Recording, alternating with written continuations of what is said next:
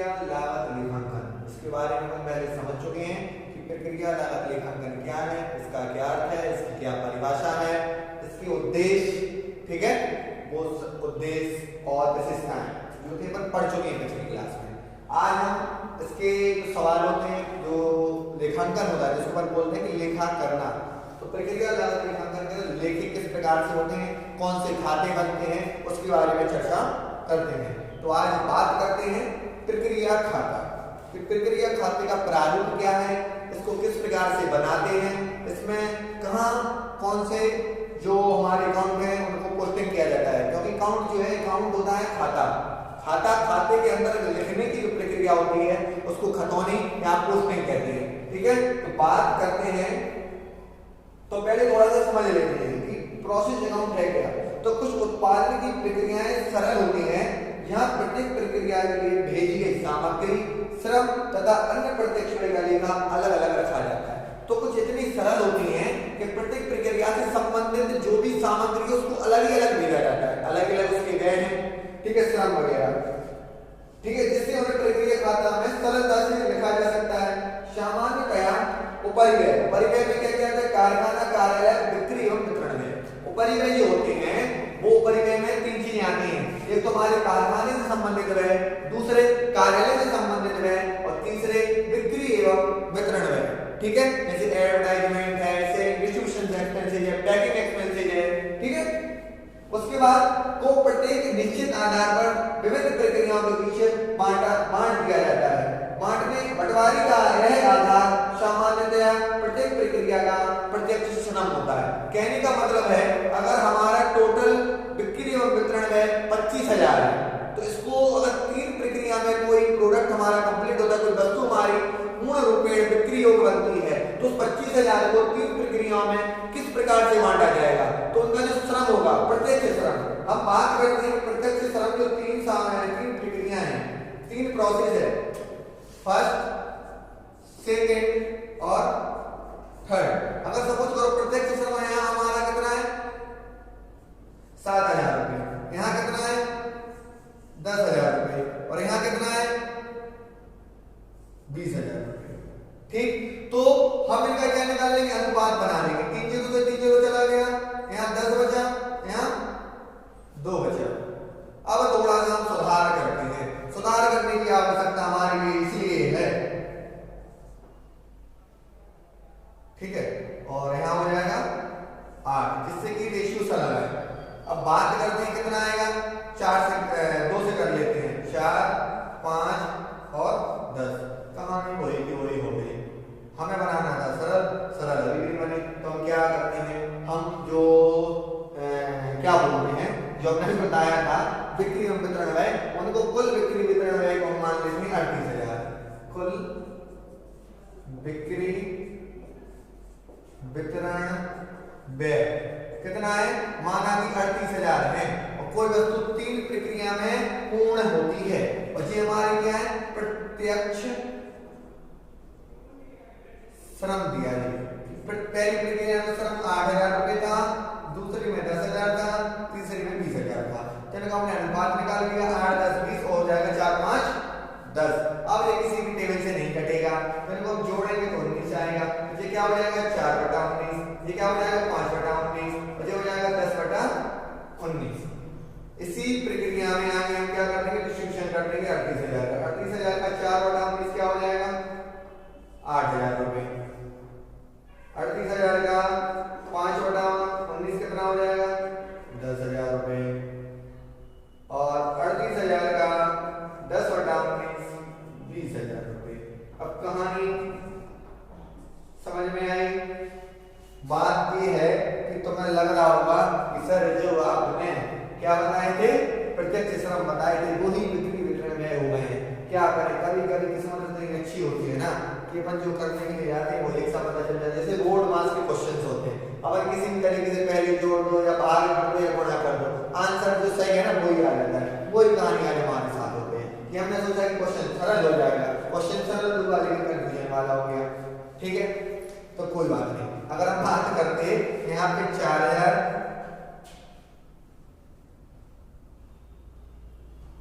4 12 और 5, 4 12 5। तुम्हारा रेशियो क्या निकल गया था? 4 12 5। क्या निकल गया था? 4 12 5। अब नहीं आएगा समान, ठीक है। अब जैसे अगर हम 38,000 को 4/19 करेंगे तो 8,000 आ जाएगा, और 38,000 का 12/19 करेंगे तो 24,000 आ जाएगा, और 38,000 का 5/19 करेंगे तो 10,000 आ जाएगा। तो नहीं आया ना? अब समझ में आ गया कि अभी तो समझ में नहीं आ रहा था कि 38,000 में किस प्रक्रिया में कितना विक्रय व्यय हुआ है, लेकिन हमने बताया कि प्रत्यक्ष श्रम अगर 4,000 है पहली प्रक्रिया में, दूसरी में 12,000, तीसरी में 5,000 है, तो इस प्रक्रिया के अनुसार जो हमारा विक्रय व्यय पहली का होगा वो 8,000, दूसरी का 24,000 और तीसरी का 10,000। ठीक है, दो तरीके से हमने बता दिया है, क्योंकि पहले में क्या है, जो कहानी यहाँ की कोई कहानी यहाँ है सही, ऐसा नहीं कि गलत है तो सही, लेकिन अभी तुम बच्चों को क्या लगेगा कि सर यहाँ 8 था वही तो आया, वही लिख देते आप, गणना क्या होगी, 10 का 10 आ गया, 20 का 20 आ गया। तो वो ऐसे हमारे मन से ऐसे हमने राशियां ले ली, जो राशियां उनके प्रत्यक्ष श्रम की थी वही बिक्री विक्रय व्यय के निकल के आ गई। तो अब हम बात कर रहे थे कैसे बांटते हैं, तो वो हमने बता दिया कि प्रत्यक्ष श्रम के अनुपात में बांट देते हैं। आगे बताया कि सामग्री श्रम तथा अन्य व्यय उपरि व्यय प्रक्रिया खाते के डेबिट में आते हैं, क्योंकि खाते के दो पक्ष होते हैं, एक डेबिट पक्ष और एक क्रेडिट पक्ष। डेबिट जो होता है वो लेफ्ट साइड होता है, कहां होता है? लेफ्ट साइड, और जो क्रेडिट पक्ष होता है वो राइट साइड होता है। तो डेबिट में सामग्री आएगी, श्रम आएगा, व्यय आएंगे और उपरि व्यय आएंगे, ठीक है। इसके बाद तथा बजट में कमी, सामान्य क्षति और असामान्य क्षति अशुद्ध माल की बिक्री को प्रक्रिया खाते के क्रेडिट में दिखाई जाएगा। मतलब कि दाएं तरफ क्या क्या आएगा, जो हमारी हानि है, बजट में कमी है, सामान्य क्षति। सामान्य क्षति का मतलब होता है जिसको हम चाहे कर तो रोक सकते हैं, ठीक है, असामान्य को नहीं रोक सकते। सामान्य मतलब है अगर आप तरीके से काम करोगे तो आपका जो फैल रहा है या उड़ रहा है वो बच सकता है। जैसे कि अगर आप समझदारी से काम करोगे तो पैकेट को बस मसाला वगैरह भरने में कम वेस्टेज होगा, सुरक्षित रखोगे तो वो खराब भी नहीं होगा, तो ये तो बंद कर सकते हैं। असामान्य क्षति का मतलब होता है जिसके ऊपर आपकी नहीं चलती। भगवान के तूफान आना है तो तुम्हारी चलेगी, तूफान का कोई बटन है तुम रोक दोगे या ला दोगे, बाण अपने हाथ में नहीं है, तो बाण का आना और नहीं आना ये भी असामान्य है। तूफान का आना नहीं आना असामान्य है, चोरी का होना नहीं होना असामान्य है। तो हम सोचकर चोरी करवा सकते हो या रोक सकते हो? नहीं रोक सकते हैं, ठीक है। तो ये असामान्य टाइप जो घटनाएं होती हैं उनकी वजह से जो हानि होगी वो क्या कहलाएगी? असामान्य क्षति क्रेडिट साइड आएगी। सामान्य में अपन अपनी सावधानी सुरक्षा से जो बचा सकते हैं, फिर भी जो थोड़ी बहुत होती है, क्योंकि अगर कोई भी कार्य करेंगे तो थोड़ा बहुत तो, जैसे पापड़ बनता है तो पापड़ गीला होता है, आप कितनी ही समझदारी से आप उसको बनाओ और पैकिंग करो फिर भी थोड़ा बहुत वजन कम हो जाएगा। तो जो थोड़ी सी गीली सामग्री या नमी वाली सामग्रियां होती, वस्तुएं होती हैं, उनका थोड़ा बहुत वजन कम हो जाता है, ठीक है। जैसे आटे का पैकेट है, नमक का पैकेट है, हो सकता है कि थोड़ा बहुत बारीक होता है, थोड़ा सा भी छेद अगर पैकेट में हो जाएगा तो फैल ही जाएगा।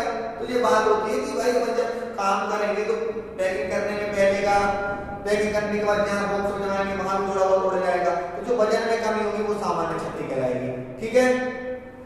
लेकिन जो असामान्य टाइप होती है कि भाई माल कहीं जा रहा था, गाड़ी का एक्सीडेंट हो गया, तो एक्सीडेंट में तो अपनी चलती नहीं है कि भाई अगर एक्सीडेंट हमने बोल दिया कि नहीं होगा तो नहीं होगा, हमारी गाड़ी का कभी एक्सीडेंट नहीं होता है, कुछ नहीं होता है, ऐसा कोई नहीं कह सकता है। अरे एक्सीडेंट एक असामान्य घटना है जिसको अपन नहीं रोक सकते, लेकिन हाँ गाड़ी की सर्विस, ब्रेक, ऑयल, इन सब को अपन सुरक्षित रख सकते हैं। भाई तेल खत्म नहीं होना चाहिए, ये अपने हाथ में है। अगर अपन फ्यूल टैंक फुल करा के चलेंगे तो कैसे खत्म हो जाएगा, तो ये अपन कर सकते ना। लेकिन समझ लो पेट्रोल था नहीं, डीजल था नहीं, गाड़ी ली है, फिर कहीं रास्ते में अपन को रोकना पड़ा और उस वजह से जो नुकसान होगा वो हमारा क्या है? सामान्य क्षति, ठीक है। तो बात करते हैं प्रक्रिया खाते की और उसके नमूने की, ठीक है। तो हम नमूना बता देते हैं कैसे बनेगा। क्या होता है कि वैसे तो 8 कॉलम होते हैं, कितने कॉलम होते हैं? 8। लेकिन अपन जो भी सवाल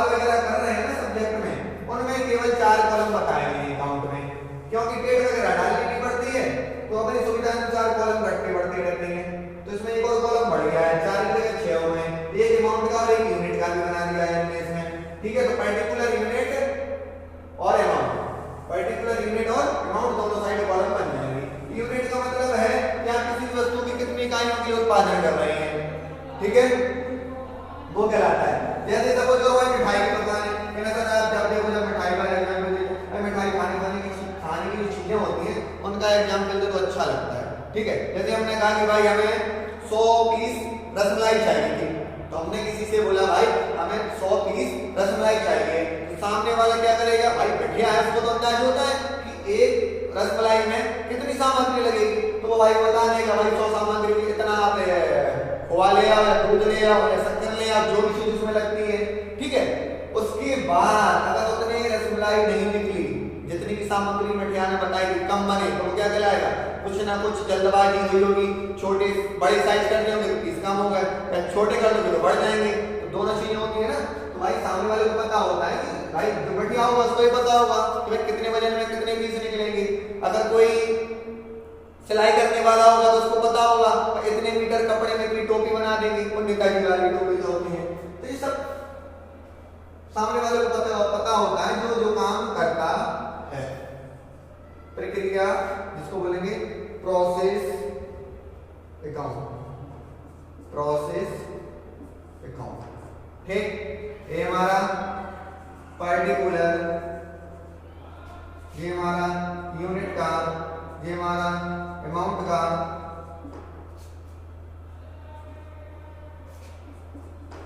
पर्टिकुलर यूनिट और अमाउंट, ठीक है। अब बात करते हैं कि डेबिट साइड, जैसे कि अभी हमने बताया था डेबिट साइड क्या क्या आएगा, सामग्री श्रम क्या है ऊपर ही है, लेकिन अगर हमारा जो प्रोसेस अकाउंट सेकंड होगा या थर्ड होगा तो जो फर्स्ट प्रोसेस की जो कॉस्ट होगी वो भी आ जाएगी, इसलिए इसको लिखेंगे टू प्रीसीडिंग, प्रीसीडिंग मतलब पिछली, अब पिछली तुम्हारी जो भी होगी सेकंड होगी फर्स्ट होगी वो लिखेंगे प्रोसेस अकाउंट। अगर हमारे इससे सेकंड प्रोसेस है तो क्या लिख देंगे, टू फर्स्ट प्रोसेस अकाउंट, उसकी जो कॉस्ट निकल के आई होगी उसकी यूनिट लिख देंगे और अमाउंट लिख देंगे।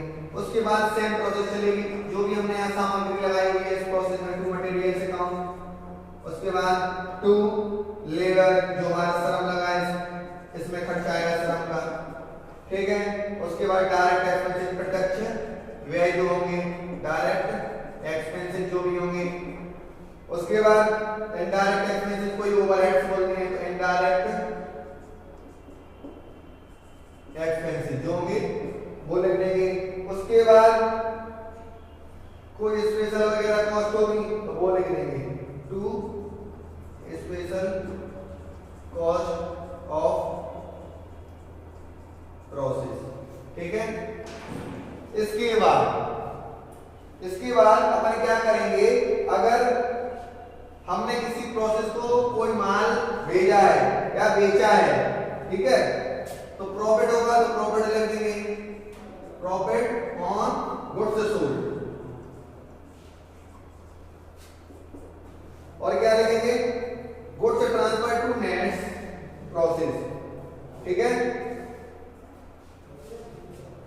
और क्रेडिट साइड अपन क्या लिखेंगे, by loss and paid, budget में जो कम होगा वो यही आएगा। उसके बाद वाई नॉर्मल लॉस जो होगा वो भी यही आएगा क्रेडिट साइड, और एबनॉर्मल,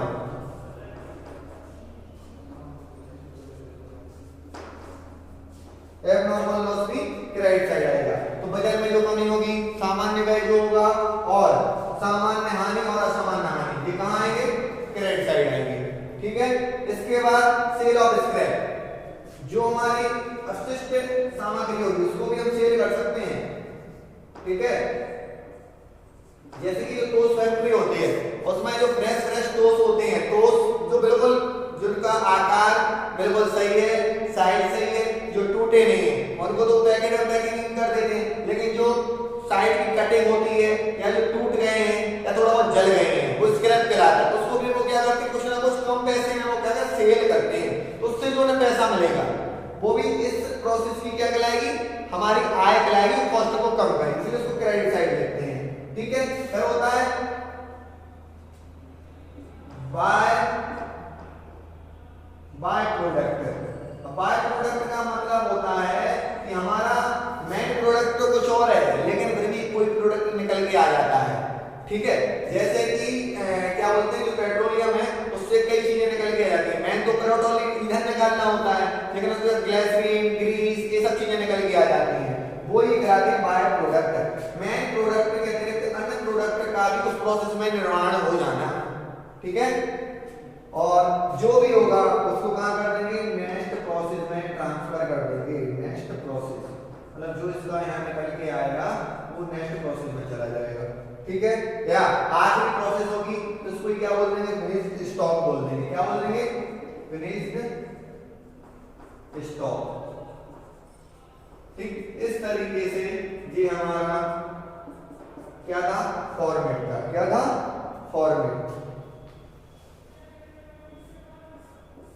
जो सामान्य हमारा प्रोसेस अकाउंट है ये वो है कि डेबिट साइड क्या आएगा, क्रेडिट साइड क्या आएगा, सब जिनके पास बुक्स होंगी, मॉडल होगा, उसमें आप लोग देख सकते हो, ठीक है।